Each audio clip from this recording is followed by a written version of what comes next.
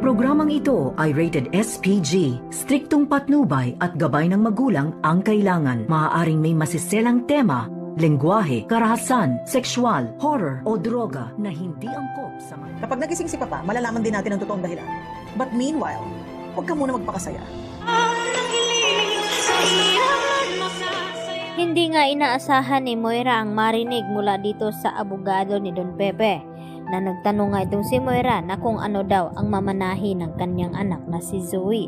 At dito nga na binanggit ng abogado na wala na daw hindi na kabilang itong si Zoe sa mamanahin na kayamanan dito ni Don Pepe dahil bago nga ito nangyari itong aksidente ni Don Pepe ay agad daw siyang tinawagan nito at sinabi na tanggalin daw itong si Zoe sa listahan na magmamana ng mga ari-arian. At dito nga rin na ipinagtataka ng abogado na kung bakit napatawag nga at kung bakit binago ni Don Pepe ang last will of testament.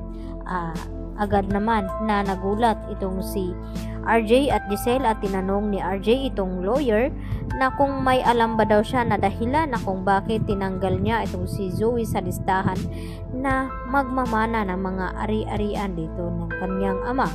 At dito nga na ipinaliwanag ni attorney sa kanila na wala daw nabanggit itong si Don Pepe na dahilan.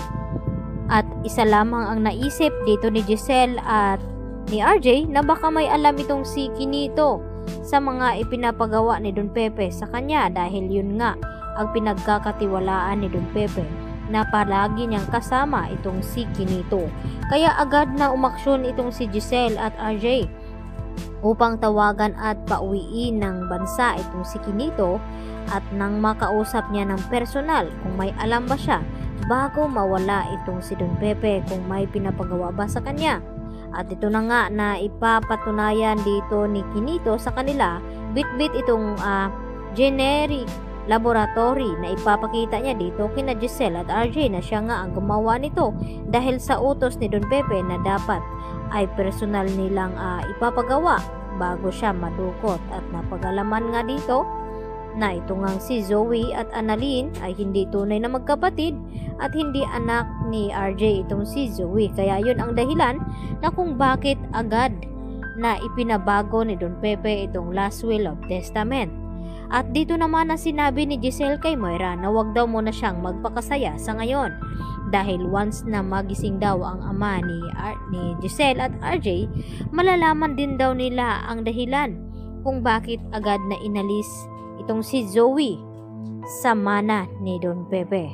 At bago nga magising ay naunahan na nga sila dito ni Kinito dahil siya nga mismo ang gumawa ng laboratory dito kina Annalyn at ni Zoe. Kaya hindi magtagal ay mabibisto na nga ang mga pangloloko na ginagawa ni Moira sa kanila at ni Zoe. At agad nga na tumawag itong si Moira sa kanyang anak, agad na sinabi na ayusin na daw ang mga gamit at magbakasyon muna sila at magpakalayo-layo. Baka magising daw bigla itong si Don Pepe at masabi ang katotohanan na may kinalaman nga itong si Zoe sa nangyaring aksidente. At mas lalong lalaki ang tsansa na wala nang makuhang mana itong si Zoe. At hindi lang iyon, baka sa kulungan nga mapupunta itong si Zoe kung sakaling magkabistuhan.